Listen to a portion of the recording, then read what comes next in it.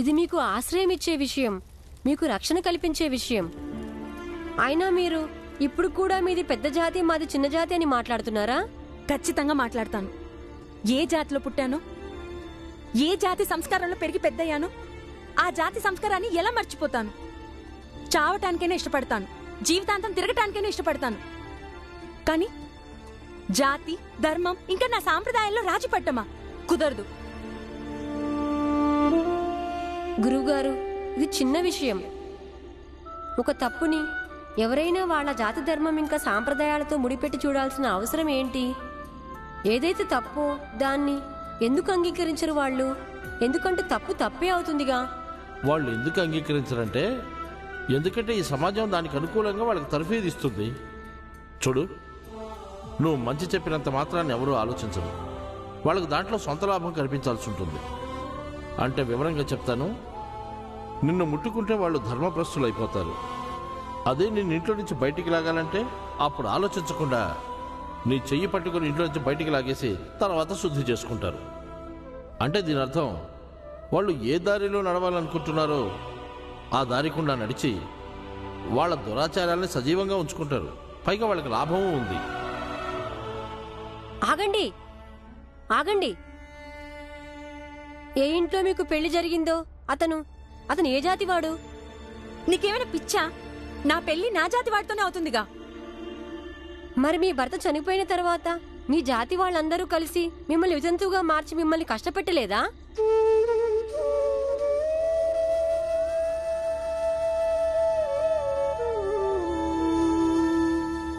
నాకు బాలా అనే చెప్పాడు, మీరు రైల్వే స్టేషన్లో ఎవరి కోసం ఎదురు చూస్తూ కూర్చున్నారని. కానీ అతను రాలేదని. మరి మీరు ఎవరి కోసమైతే ఎదురు చూస్తున్నారో అతను ఏ జాతివాడు? నా జాతి వాడే. మరి ఇప్పుడు మీరు ఎవరికి భయపడి మీరు మీ ఇంటికి వెళ్ళకూడదనుకున్నారు? మీరు ఎవరికి భయపడి ఆత్మహత్య చేసుకోవాలనుకున్నారు? వాళ్ళే జాతి వాళ్ళు? నా జాతి వాళ్ళే. ఇంకా ఏ జాతి వాళ్ళు అవుతారు? అయినా నువ్వు ఈ అర్థం లేని ప్రశ్నలు ఎందుకు అడుగుతున్నావు? మీ జాతి వాళ్ళందరూ మిమ్మల్ని పోతే పోని అని వదిలేశారు. అయినా వాళ్ళు మంచోళ్ళు. కానీ మేము చిన్న జాతి వాళ్ళం. బాలా అన్నయ్య నేను ఇక్కడ మీకు ఉండడానికి చోటు ఇస్తున్నాము, కాపాడుతున్నాము. మీరు రాత్రి వేళ ఇబ్బంది పడకూడదని. అయినా సరే మేము చెడ్డోళ్ళం.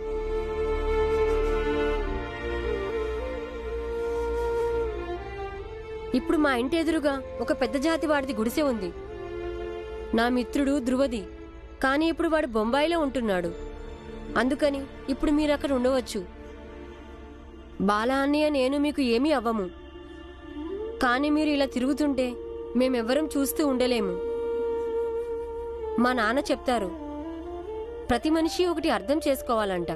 కష్టాలు కలకాలం ఉండవంట, వాటిని అంతం చేసేయొచ్చంట. ఇంకా ఒక మనిషి ఎదుటి మనిషి పడే కష్టాన్ని చూసి వాళ్ళకి పట్టనట్టు వదిలేయకూడదంట. అందుకే నేను మిమ్మల్ని వేడుకుంటున్నాను. ఆ తర్వాత మీ ఇష్టం. వాడే సరి. నువ్వు అమ్మా, ఇప్పుడు భీమ్ ఎవరికైనా సాయం చేస్తే అది మంచి. అదే నేను ఒకరికి సాయం చేయడానికి ప్రయత్నిస్తుంటే నేను నీకు తప్పుగా కనిపిస్తున్నానా? చూడు, నువ్వు భీమాతో పోల్చుకోవడం మానేసేయ్. అరే, నువ్వు భేదభావాలు చూపించచ్చు కానీ నేను పోల్చుకోకూడదా? నువ్వు చెప్పాలనుకున్న సూటిగా చెప్పచ్చుగా. నేను ఇంట్లో ఏమన్నా పనిచేయాలనుకుంటే ముందు భీమ్ని అడగాల్సి ఉంటుందని. అయ్యో వదినా, నువ్వు తల్లినే విమర్శిస్తున్నావా? అంత పెద్దవాడు అయిపోయావా నువ్వు? మర్యాదగా చెప్తున్నాను, నోరు మూసుకొని వెళ్ళి కూర్చో. భీమ్,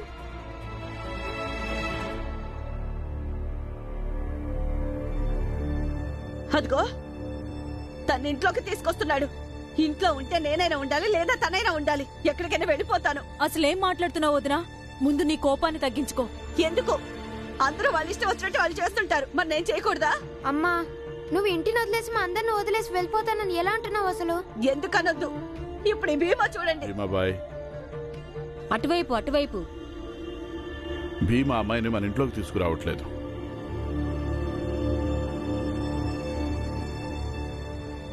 కానీ నేను చెప్పానుగా, ఈ ఇల్లు నా మిత్రుడు ధ్రువది అని. వాడు పెద్ద జాతి వాడే. మీరు ఈ ఇంట్లో ఉండవచ్చు. మీరుండగా ఈ ఇంట్లోకి నేను, బాలా అన్నయ్య, ఇంకా ఎవరం కూడా రాము.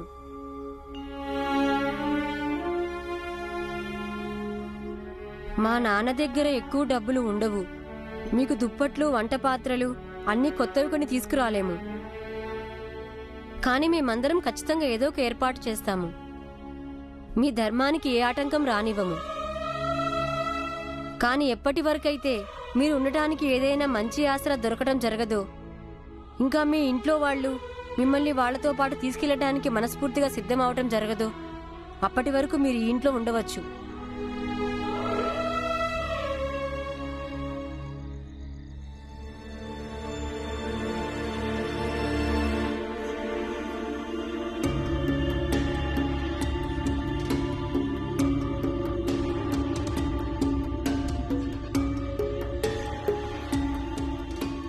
అమ్మా, అమ్మా, నాకు బాగా తెలుసు ఇప్పుడు జరిగిందంతా నీకు నచ్చలేదని. కానీ నువ్వు ఒకసారి ఇది ఆలోచించు. ఎవరో నాన్న విషయంలో అలా చేశారని మనం ఇంకొకరి విషయంలో సహాయం చేయటం మానేస్తామా? అమ్మా, మనం నాన్నని అక్కడి నుంచి గౌరవంగా ఇంటికి తీసుకొచ్చాము. లేకపోతే మనందరికీ కూడా కళంకం అంటుకునేదిగా. గురువుగారు చెప్తారు, మంచిని ఎప్పుడూ వేరే వాటితో పోల్చకూడదంట. మంచి అనేది కేవలం మంచి అవుతుంది. ఇప్పుడు బాలా అనే ఒక మంచి పని చేశాడు. దానిని వేరే విషయంతో పోల్చడం సరికాదు. నాన్న విషయంలో పెద్ద జాతి వాళ్ళు ఏదైతే చేశారో దానితో కూడా వద్దు.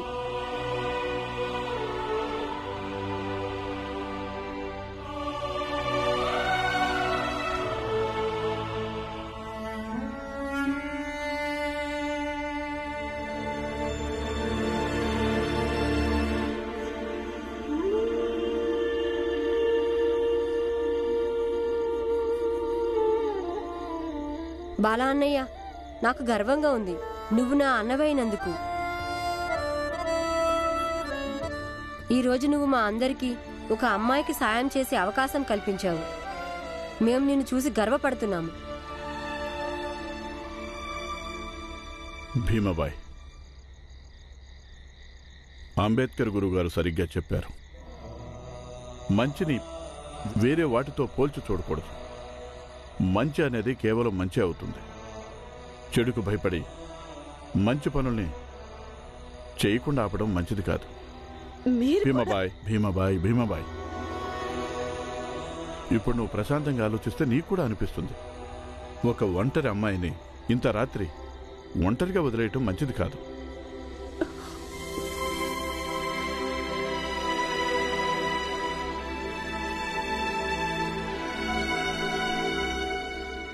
ఎక్కడికి వెళ్ళిపోయావు నువ్వు? రాత్రంతా ఎదురు చూస్తూ కూర్చున్నాను. ఎందుకు రాలేదు? మా ఇంటి నుంచి నీకోసం పారిపోయొచ్చాను. ఇప్పుడు ఈ చిన్న జాతి వాళ్ళందరి మధ్యకొచ్చి ఇరుక్కుపోయాను. ఈరోజు వీళ్ళు నాకు ఆశ్రయం ఇస్తున్నారు. వీళ్ళ నీడ సోకినా సరే నేను వెంటనే వెళ్ళి స్నానం చేసేదాన్ని.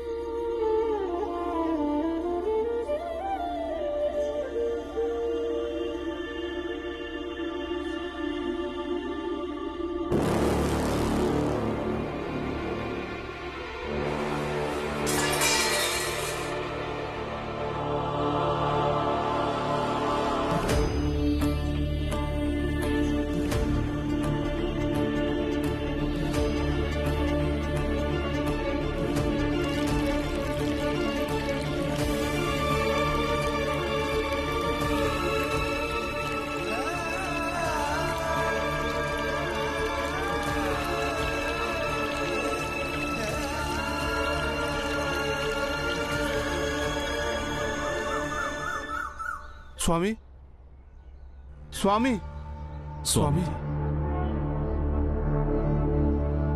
మీరు విచారంగా ఉన్నారు ఎందుకు? స్వామి గారు, మాకు వేరే వాళ్ళ ద్వారా తెలిసింది ఆ బాల నిన్న రాత్రి వాడితో పాటు ఎవరో అమ్మాయిని లేవ తీసుకుని వచ్చాడంట. సంస్కారహీనులు వాళ్ళు. ఒక విధి విధానాన్ని అనుసరించి ఆ చిన్న జాతి వాళ్ళు వివాహాలు చేసుకోరు. అలాగే ఎక్కడో వివాహం చేసుకుని తీసుకొచ్చి ఉంటాడు ఆ అమ్మాయిని. లేదు స్వామి, వివాహం చేసుకుంటే గృహప్రవేశం చేసేది. కానీ ఆమె బయట గుడిసెలో ఉంటుంది. దాంట్లో నా కొడుకు ధ్రువ ఉండేవాడు.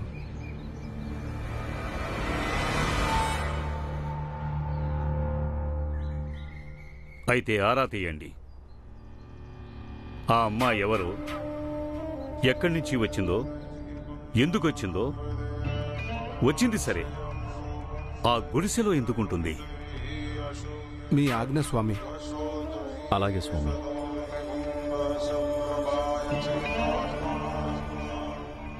ఆడదాన్ని ఎరవేసి పన్నిన ఉచ్చులో నుంచి తండ్రి తప్పించుకున్నాడు. కాని ఇప్పుడు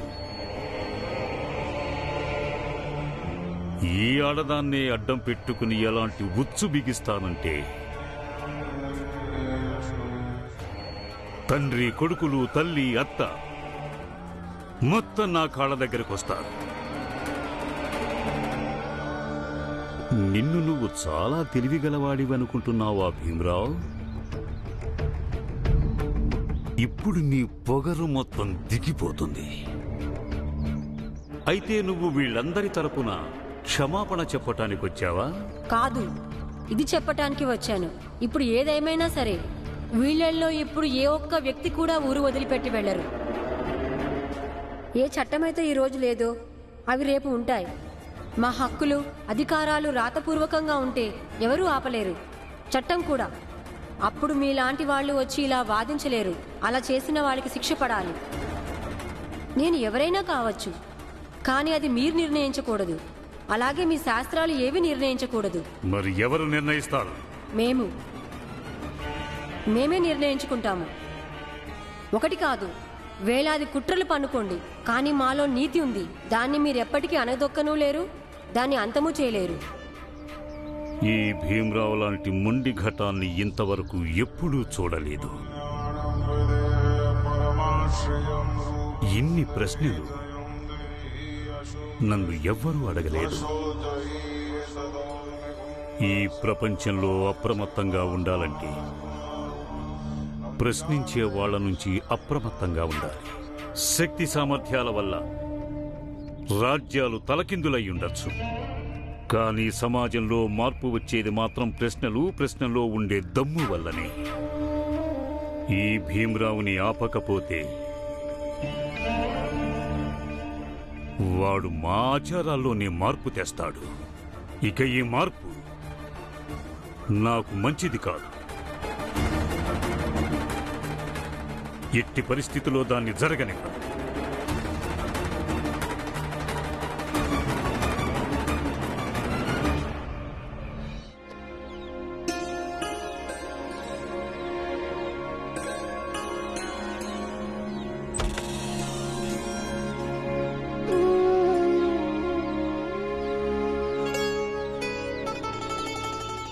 ఇదిగో, నిన్నే తెల్లారిపోయింది. లెగు. అది నేను నీకోసం టీ తెచ్చాను. నువ్వు నిన్న భీమ్తో చెప్పిందంతా వాడు నాతో చెప్పాడు. నువ్వు మా ఇంటి పాత్రల్లో టీ తాగవనుకో, కానీ అతిథి ధర్మాన్ని అనుసరించి అడగడం నా కర్తవ్యం. టీ తాగండి. నువ్వు అసలు ఎలాంటి ధర్మాల గురించి మాట్లాడొద్దు. మీ నోటి నుంచి ధర్మం పేరు వింటే కంపరంగా ఉంది. కానీ నిన్న రాత్రి నువ్వు... వద్దు బాలా అన్నయ్య, ఇప్పుడు అవన్నీ వద్దు. వీళ్ళ ఆచారాలు ఎన్నో ఏళ్ల నుంచి ఉన్నాయి. మనం ఇప్పుడు వాదించడం వల్ల ఏమీ ఉపయోగం ఉండదు. నువ్వు ఇది ఇక్కడే పెట్టేయి. తాగటం తాగకపోవడం ఈమె ఇష్టం.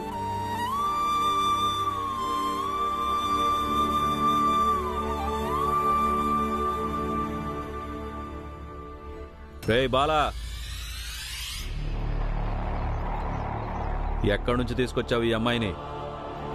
ఎవరిమే?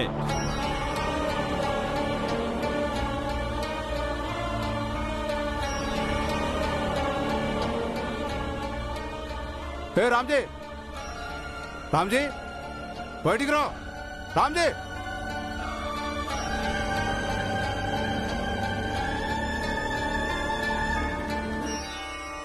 నువ్వేమైనా చెప్పావా?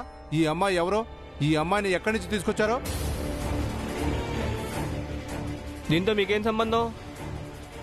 సంబంధం ఉంది, ఖచ్చితంగా సంబంధం ఉంది. ఇది మా ఊరు, మా సమాజం, మా జాతి వాళ్ళు. మాకు సంబంధం లేకపోతే నీ బాబుకుంటుందా సంబంధం? చూడండి, ఈమె. కాసేపు ఆగండి, నిజమేంటి మీకే తెలుస్తుంది. ఏ అమ్మాయి, నువ్వైనా చెప్పు, ఎక్కడి నుంచి వచ్చావు? ఎవరు నువ్వు? ఈ బాల నిన్ను బలవంతంగా గాని తీసుకొచ్చాడా? ఇప్పుడు వీళ్ళకి నేను ఒక వితంతువునని తెలిసిందనుకో, పైగా పారిపోయి వచ్చానని, అప్పుడు వీళ్ళు కూడా నన్ను ఇక్కడ ఉండనివ్వరు.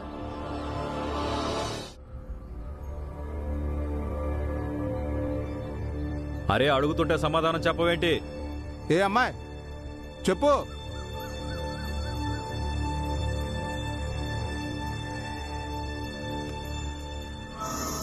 ఏ అమ్మాయి, నువ్వు మాట్లాడమేంటి? మూగదానివే ఏంటి? అవును, తను మూగదే.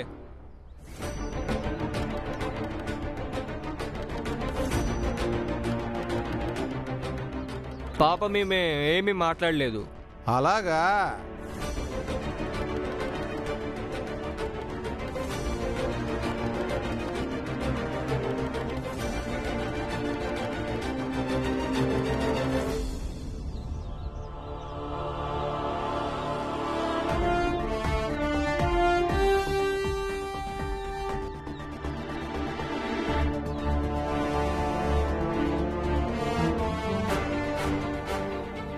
సేటు గారు, నాకు ఒక స్నేహితుడున్నాడు, ధ్రువ. వాడు ఈ ఇంట్లోనే ఉండేవాడు. నేను ఆలోచించాను, వాడి ఇల్లు ఖాళీగా ఉంది కదా, దీన్ని ప్రత్యేక విశ్రాంతి ప్రదేశంగా మారుద్దామని. డబ్బులు తీసుకుని జనాల్ని దీంట్లో ఉండనిద్దాము, కాస్త సంపాదన కూడా వస్తుంది. ఇదిగో సేటు గారు, మీరు కూడా దీంట్లో ఎప్పుడైనా ఉండాలనుకుంటే చెప్పండి. డబ్బులు ఇస్తే దీంట్లో ఎవరైనా ఉండొచ్చు, మాకేం అభ్యంతరం లేదు. ఏ బాలా, అసలు మీ ఉద్దేశం ఏంటి? ఎవరో అమ్మాయి ఇక్కడ ఒంటరిగా ఉంటే దాన్ని మేము ప్రశ్నించొద్దా? మీరు అడిగేది ప్రశ్నలు కాదు. మీరు ఎప్పుడూ కూడా మీ మనసులోని కుళ్ళుని ప్రశ్నల బాణానికి సంధించి ఇతరుల మీదకి వదులుతారు. ఇక మీ పెద్దరికపు అహంకారాన్ని ప్రదర్శించడానికి అనవసరంగా ఆయాసపడుతూ ఉంటారు. పాప మా అమ్మాయి మూగది, ఆమె గురించి మాకేమీ తెలీదు. ఏమైనా తెలిస్తే చెప్తాంగా.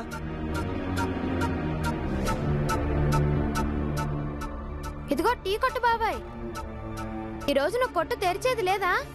వేలైందిగా. ఓనో, ముందు ఈ విషయం జాగ్రత్తగా వినో. నేను నీకు బాబాయిని గీబాయిని కాదు, ఇంకోసారి అలా పిలవద్దు.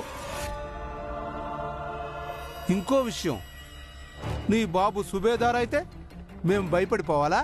నేనెవరికి భయపడ్ను. ఇప్పుడంటే ఇప్పుడే దుకాణం తీస్తాను, చూడండి, బాగా చూడండి. మంగేష్, నువ్వు దుకాణం తెరుచుకో, నేను ఇప్పుడే వస్తాను. సరే సేటు గారు.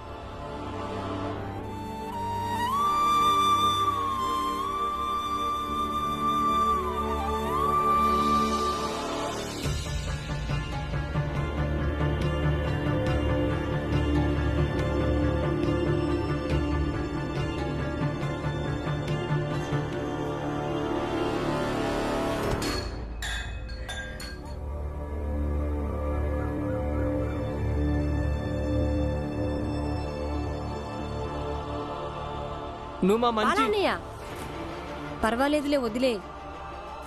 పద అన్నయ్య.